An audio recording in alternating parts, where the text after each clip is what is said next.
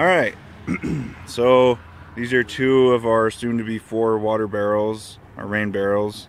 I just got done putting this contraption together.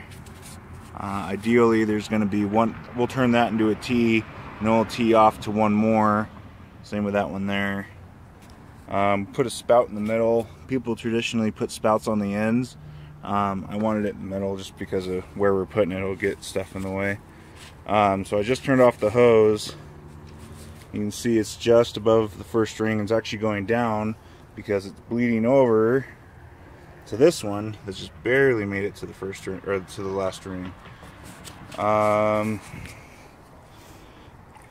It's in the middle of the yard right now. This isn't a permanent resting place. I put it in the middle of the yard just to pressure test it. It's just a standard load.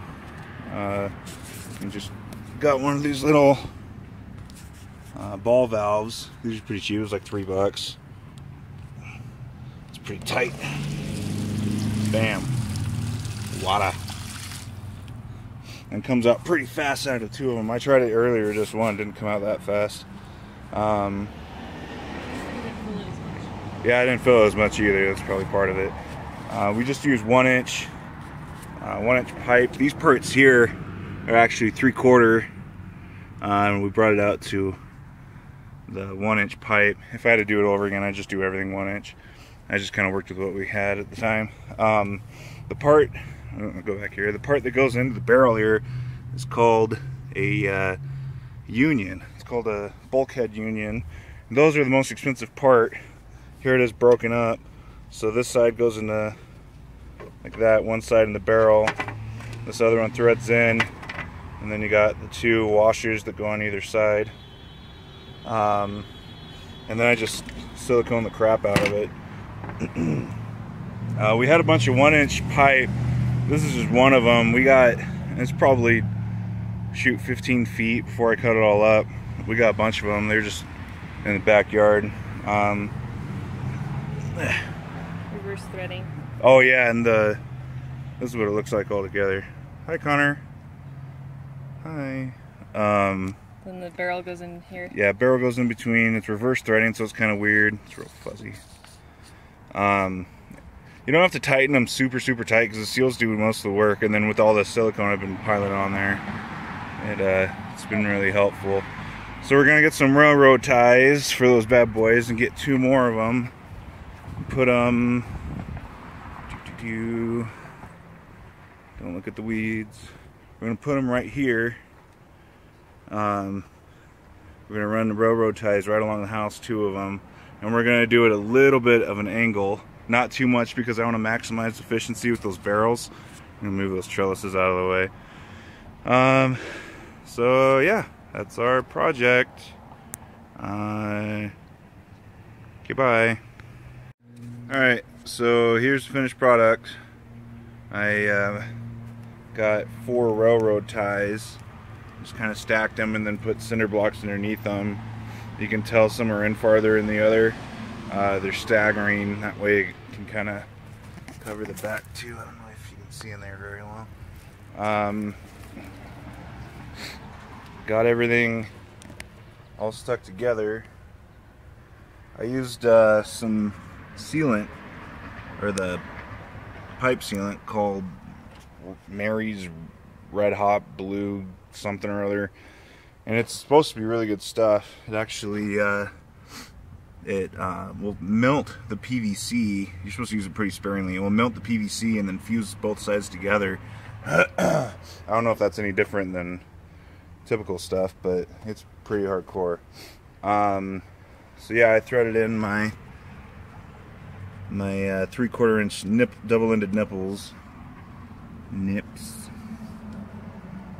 Got the elbows on. This is pretty much dry. It's only been out here maybe 20 minutes, but it's supposed to dry pretty quick. I pointed my spout down, mostly so it'd be out of the way for moving stuff around, and that way we can just put a watering can or a bucket or some crap down there. Got the hose running to it. I'm about to try filling it up. They're all mostly empty. And I put the lid on. I gotta figure out some kind of system because I want to put these lids on so nothing falls in there and get a dead raccoon floating around my water. So I'm probably gonna find something that I can just drill a small hole and just have a breather on top of each one. Alright, so I turn on the hose. Should be seeing, I don't know if you can see it, there it goes. So this is the one all the way on the end. That's number 1, number 2, number 3 is sealed.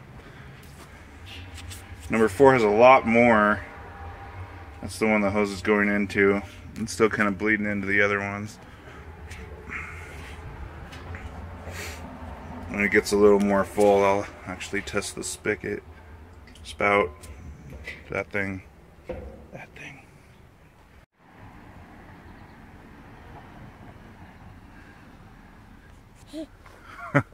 Okay, so we got them all filled up.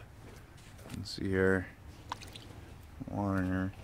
Just turn off the hose, so they might still be balancing out a little bit. So they're all filled. The reason I did this is, one, so we can test the piping, see if there's any leaks. This doesn't really count. I accidentally left that on and started filling it up, so there's a few drops.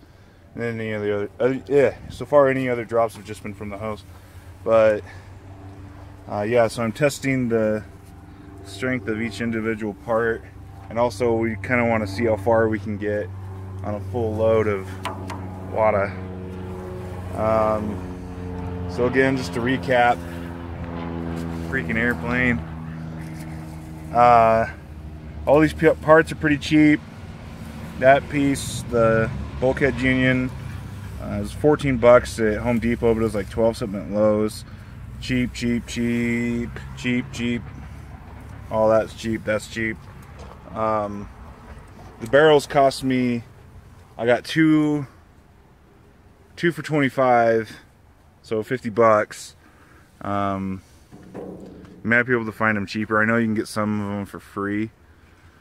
If you go to like medicinal pharmacies or whatever, sometimes they get all this stuff. Make sure it's food grade, because if it's not, it'll rust. Or you can get plastic. I've heard both good and bad things about plastic. I don't know specifics, but yeah. So this is pretty easy. Oh, I guess car washes have these too, because all their soap comes in it. So yeah, here we are. It's all done. On my cinder blocks and ties. I'll turn it on real quick. Ah! It comes out really fast. So yeah, there's Connor and Lindsay. That's it. Okay, bye.